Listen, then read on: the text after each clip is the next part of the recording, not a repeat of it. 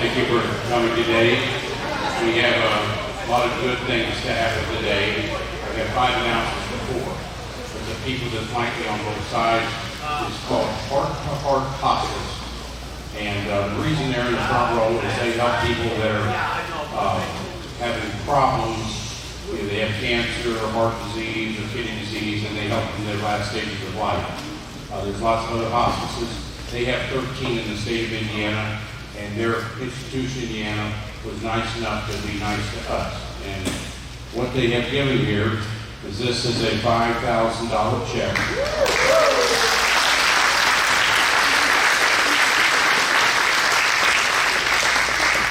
And that's to help build a lift to go up to the second floor. So each one of us will need that lift at some time in our life. You might not need it now, but at some time you will need it. And that's to view Mr. Dye and his compatriots have built the best war library in the tri-state area. We also have our archives up there. There will be a lift that goes right next to that P-47 plane that was painted by Mr. Wilkie. And we lost Mr. Wilkie a couple of years ago. He was a bugle man for many, many years.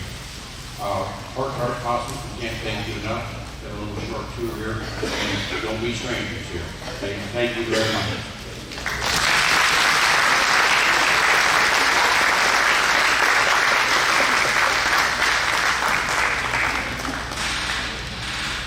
Okay, next thing, I got a couple of announcements. I would like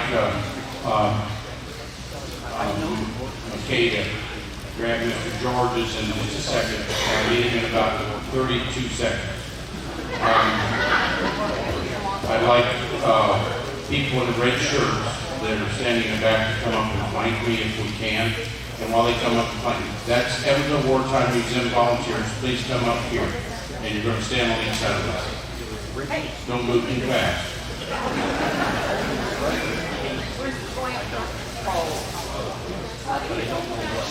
Okay, while they're arranging their place on both sides of me, I've got several other announcements.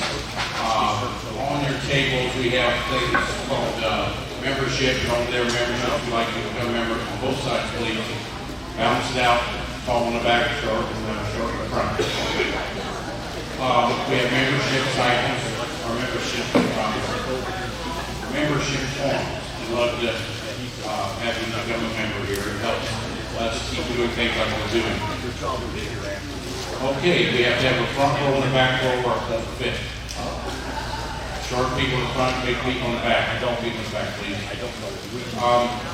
We have a new lawnmower here given to us by a thing called Jones Fish Fries for Emmanuel Lutheran Church out on Baseline. So if you look at the lawn cutting by Terry Yeager, it's a very nice lawn cutting job, and it's a zero turn.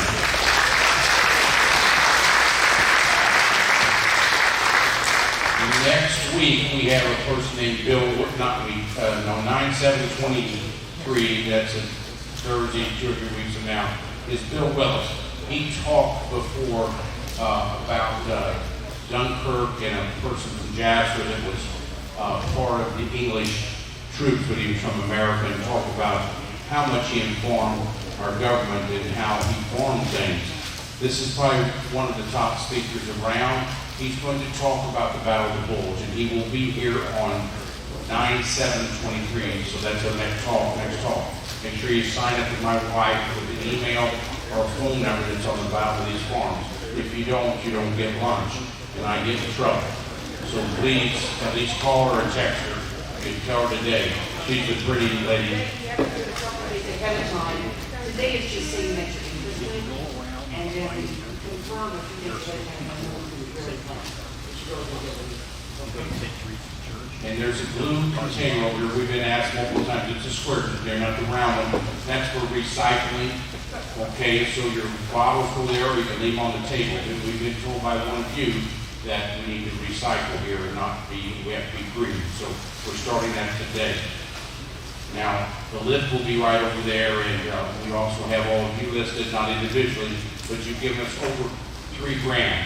Our hat today will go for the band behind me, and that will help with education students for music, and also half the pot will go for making that elevator lift. Today, as with this $5,000 gift, we're 59,000, and they will match 1-for-1 up to 50,000. So we're 68,000 we make a lift, so we're about 11,000 from there. But thank you for all your donations.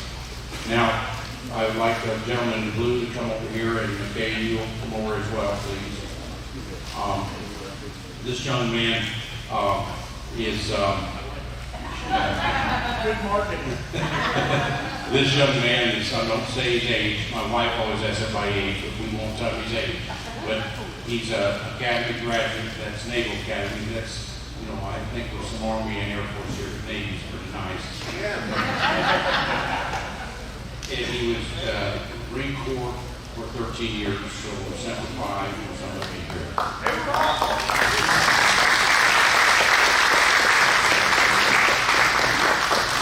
He's our brand new executive director. You can't ask him questions until 9/5/23. He starts that day.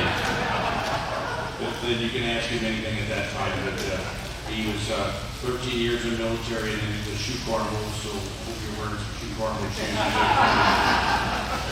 And John, if you can say a couple words for him. Honored to be here. Today is day one, so I'm thinking about my father's advice. I'm originally from Gibson County. He would say, do the best you can, that ought to be bad enough. So, now, listen, couldn't be more excited to be a part of a team, and you can see many of them here behind me. In the Marine Corps, we learned that leadership is really about servant leadership. You serve the people around you in the direction of a shared mission, and that is going to be my task, and I can't wait to get at it. I hope you enjoyed today. So honored to be a part of this team now and to be a part of something that is, you know, I don't think you really understand Evansville. I don't think you really know America until you know this is the story about how a community responds to a time of war. And we were put to the task and we rose to the occasion. And I couldn't be more excited to be a part of this. Thank you, Mark, and thank you to the whole team. Looking forward to this experience. Enjoy your day.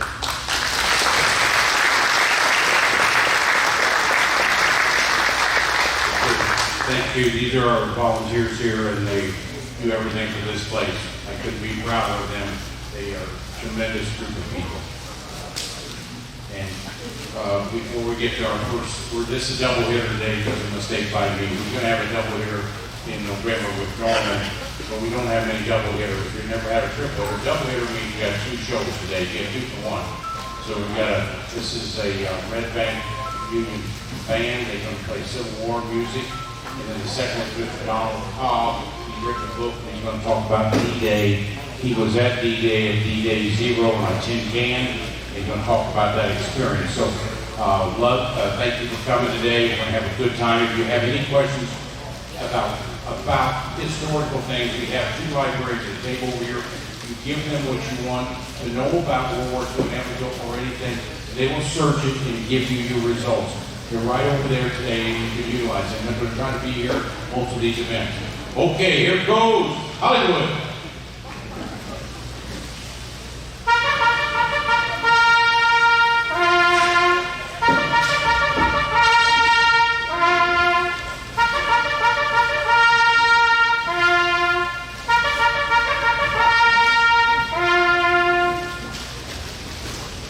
You just heard the bugle call from Hardy's Tactics Assembly of Buglers. Sir Thomas Beecham, an English conductor best known for his association with the London Philharmonic and Royal Philharmonic Orchestras, once stated that, quote, I find brass bands have a melancholy sound. All right out of doors, of course, 50 miles away. Like bagpipes, they turn what had been a dream into a public nuisance. Well, once again, I would suggest that we ignore this right note and press on. During the decade leading up to the Civil War, the resurgence of a brilliant style of brass band music developed throughout the United States, with many towns and cities sponsoring their own local brass bands. By the mid-1850s, every community, Railroad House or fire station would have a band of 6 to 12 members.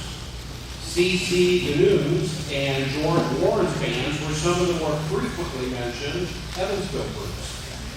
This brass band resurgence carried into the Civil War. In just over 2 months after the start of the war, Congress passed an act authorizing a band of 24 musicians for each regular Army regiment. Of note, and important for today's story, many volunteer regiments followed suit and recruited their own bands. Welcome, friends and comrades. Iron Westfall, colorless tales, both small and tall, at your service. We are the Red Bank Reunion Band, Evansville's Civil War band. We play your favorite ditties from the 50s, 60s, and maybe even the 70s, 1850s, 1850s, and 1850s. We recently celebrated our 20th anniversary and hope to play 20 more. Now, most events would begin with a grand march. We will respect that tradition by entertaining you with Maggie by My Side.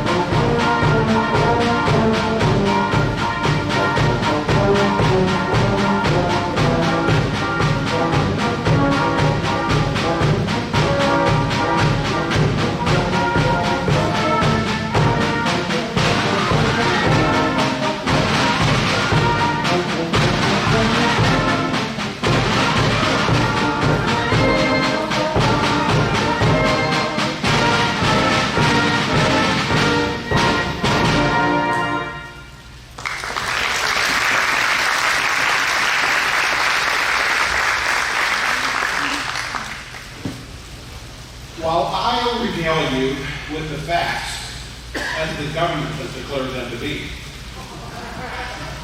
Our storyteller, Mr. Myron Westfall, will bring you a first-person report by sharing selected readings from the Civil War diary of Louis Bramer, Jr. of Fabius, New York. Mr. Bramer was a musician with the 12th New York Volunteer Infantry Regiment Band. He and the town band he was in as a civilian enrolled in musicians in mass in Syracuse, New York on December 1st, 1861, and were ultimately discharged in mass in July 1862. The reason for this group discharge will be later revealed. Some of the diary readings shared today have been annotated for clarity.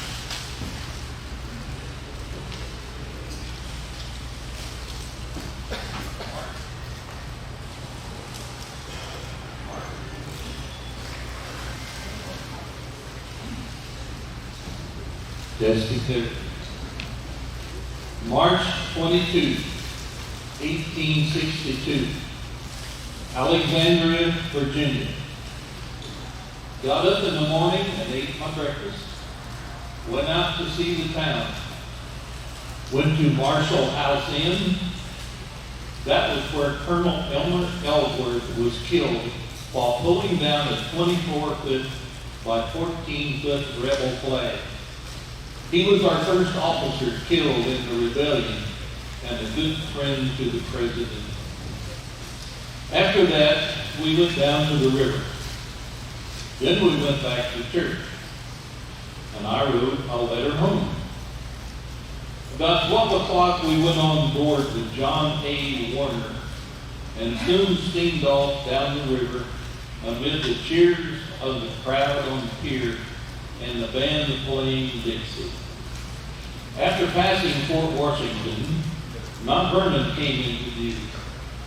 The steamers slacked up as we passed by, and we played the Star-Spangled Banner. Will you all please rise while our bandmaster honors us with the playing of the Star-Spangled Banner. Following this, we will have the Pledge of Allegiance.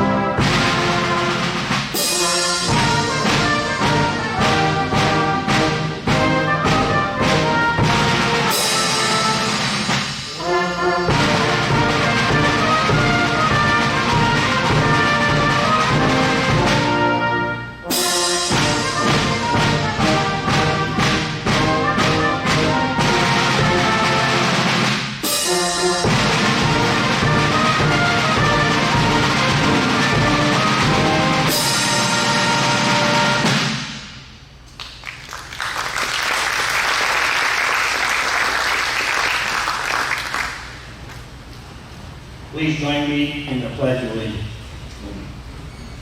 I pledge allegiance to the flag of the United States of America and to the republic for which it stands, one nation, under God, indivisible, with liberty and justice for all.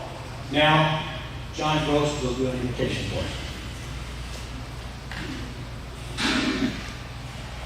You may be seated.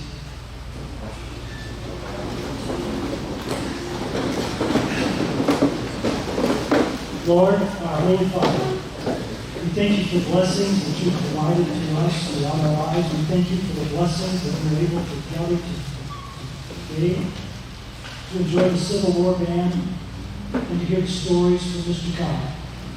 We know that many have answered the call, and they have given their lives. And we honor them today. We give thanks to Bronstein Foundation for their contributions. We give thanks to the Hearts to Hearts Foundation for their work and their contribution. And we ask that for Sean Georges, who's answered the call here at the Evansville Wartime Museum, that your spirit and your wisdom would come upon him, and his guidance will be a benefit to all of us. And we thank you for the loving hands that have prepared our food today. Amen.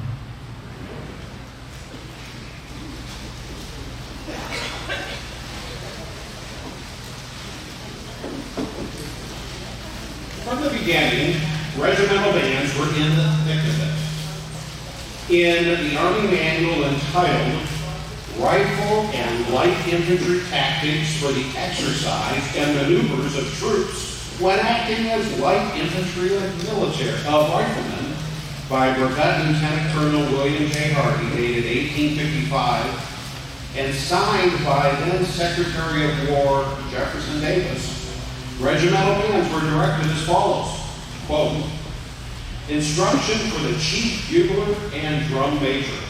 The posts of the field music and band have been given title first for the order of battle. In column in maneuver, the field music and band will march abreast with the left center company on the side opposite the guide. In column in route, as well as in passage of the files to the front or in retreat, they will march at the head of their respective battalions. Now, you may also be wondering just what the regimental band is. Where was positioned? I would say in the thick of it. In addition to duties as outlined by Hardy in his tactics manual, bandsmen also play for guard mounting, or the changing of the guard, dress parades, and serenades to enable officers to meet the local ladies. Bandsmen also served as litter bearers to the wounded. February 8, 1862. The band played for guard mounting in the morning. The militia came this morning on the rail cars from Alexandria. They commenced clearing the ground and pitching their tents as soon as they got here. In the afternoon, we came out and played a little bit for the new men. In the evening, we serenaded our new colonel, Henry Weeks. He made a speech to us.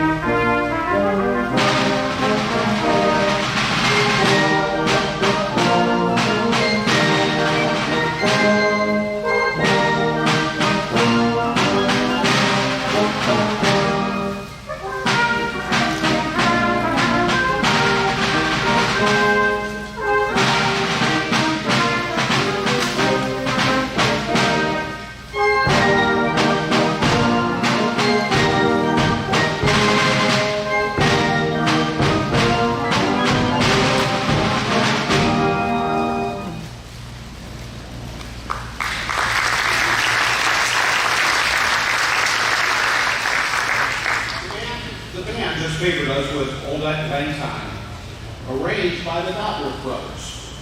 In 1838, the Dodworth brothers, Allen and Harvey, took credit for instruments that face over the shoulder. How many of you played instruments or band? How many of you played in school bands? Good one. How many of you played a common instrument? A few remember. Had you lived in Indiana during the Civil War, you could have heard a 17-year-old cornetist playing with the band of the 15th Regiment of Indiana Volunteers. His name was Charles Gerard Comm, or CG Con, as it is engraved on the horns. By 1880, the three big horn makers in the U.S. were Piston, Boston, and Con.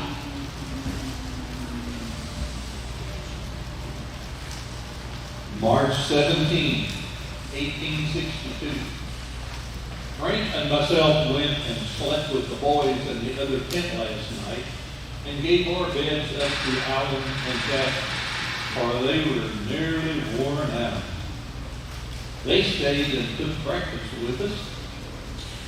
E. Stillman Doubleday gave up his bed to Mr. Frank from Fabius. He would not stay until breakfast. The boy that was shot yesterday died this morning of his wounds. Went up to Charlie Sutherland's and William Martin's after dinner. Martin bought himself an E-flat bass tuba off of one of the 35th member band members.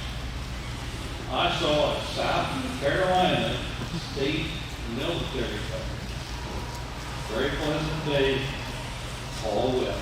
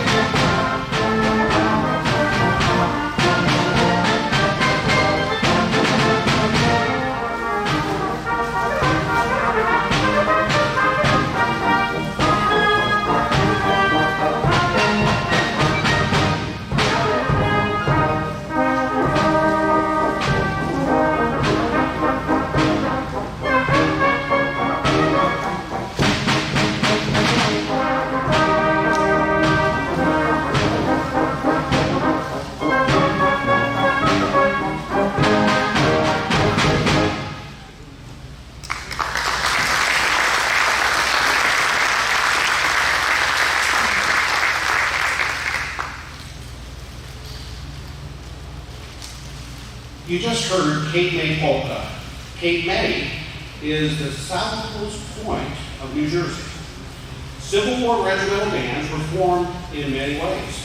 Many were larger than specified by Congress. Indiana's own Lew Wallace, a Union general during the Civil War, and later the governor of the Territory of New Mexico, and the author of Ben-Hur, recruited his band before he raised his regiment, the 11th Indiana Volunteer Infantry. He used the band as a recruiting tool. Every regiment tried to have a band. By the end of 1861, the Union Band had over 28,000 bandsmen or musicians in 618 bands. March 14, 1862. Played for guard mounting. Sam Sanders started for his camp this morning, which is on the other side of Washington, about 3 miles. Horatio Ballard's son, John, a lieutenant, was with him. The Ballards were neighbors from Fabius, New York. In the afternoon, I was getting pretty tired. I think I'll just take a nap.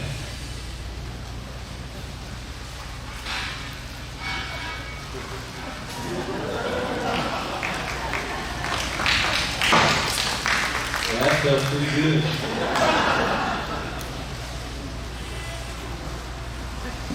In the afternoon, I took my nap, and boy, I was good for the day. In the evening, we serenaded Captain Fowler and played Rows of Pipe. Then our band went up to headquarters and played a few pieces. Came back, and Stillman cooked some meat, intending to go to Bull Run with Captain Root and company. Received a letter from my brother Bonner.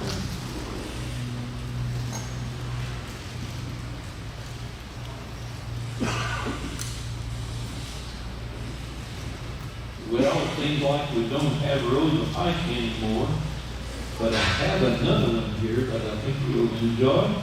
So we'll play Ellen Bain.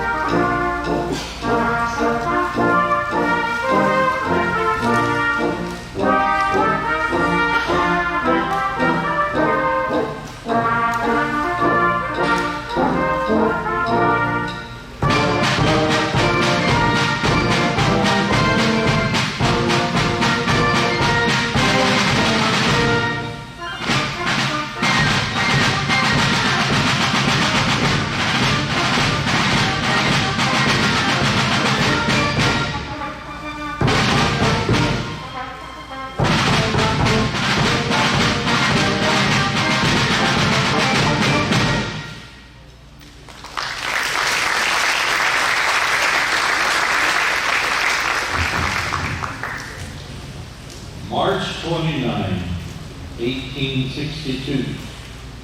The band was in camp all day, well, nearly. In the afternoon, we played for the regiment to cross the road for battalion drill. The colonel came to us after we were through.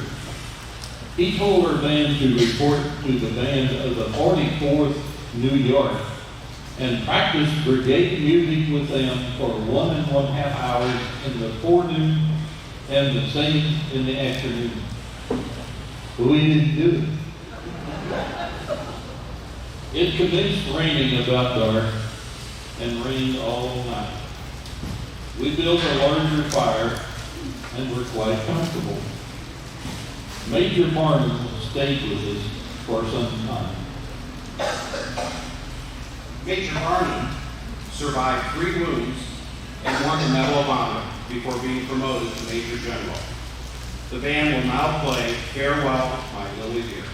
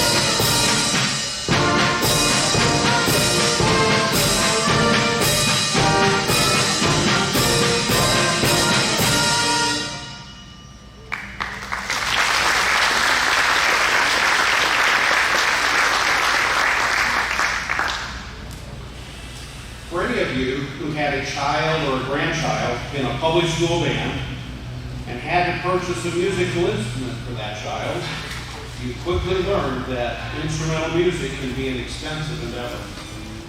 In 1862, when the country realized that the Civil War was going to last longer than originally anticipated, Congress rethought the idea of having regimental brass bands.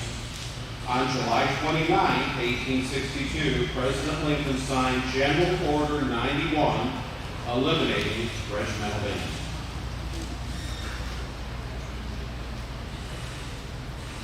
June 4, 1862. We have not yet officially been informed as to our discharge. One of the 14 New York band members came over today and wanted to buy my horn. So I sold it to him for $12. Oh, it has rained nearly all day today, and the river is very high. The paymaster made out our discharges today and sent them off to be signed.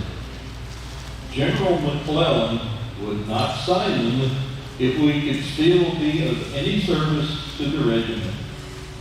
Colonel Weeks assured him that we would not be of much service to the regiment.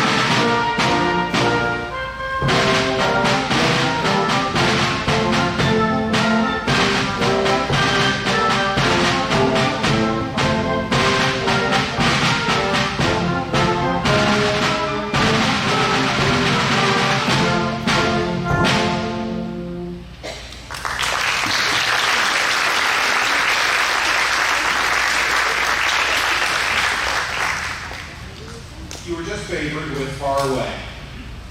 While the band is waiting to be discharged, the bandmaster will take a moment and introduce our players. This is the hardest part of the program for me. I'm going to start over on my left, your right.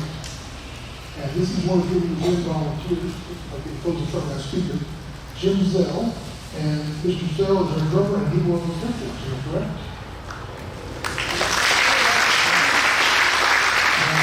And David King. No, David, no. Almost. Not sure what that is. Yeah. The man who needs no introduction, your leader and your advocate, Mr. Myron Westfall. And right behind Myron is our first chorus, and you saw him on the little credit program earlier there. This is Tom Walker. All the way back on the corner is Mark Rothenmeyer. And we lined up the same way you did, put the blue guys in the back. In the back, we have our piccolo and flute player, Mr. Dick Bernhardt. And we put right in front of it, Mr. Jerry Reese. And then back in the corner, if you saw us playing the over-the-shoulder horns, while I was playing, while Mr. Sprinkle was playing, and those, these arrived at Dan Schutz's house. I think the way he described it to me was in shoeboxes. And after some time, being the wizard he is, he put it back into its 1861, 1862 form as a leaf line over the shoulder. Hold that one up over there, Mr. Person. See this other one created for us out of the shoebox collection. And this one, if you can up close and can see, this has the Berliner Pumpkin, the little short stubby valves on there. So thank you, Dan Schultz.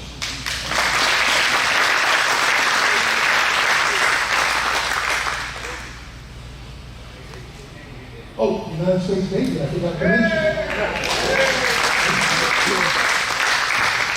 I haven't got Tom's name right yet, so I'm going to try one more time. Tom Field.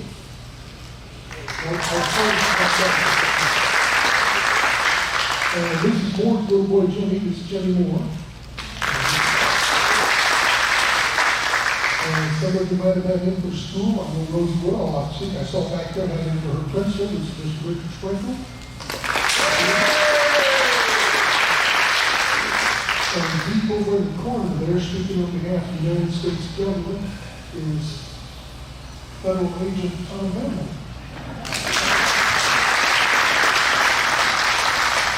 And I'm Wayne Jones, and I spent the last part of my career at that tower over there.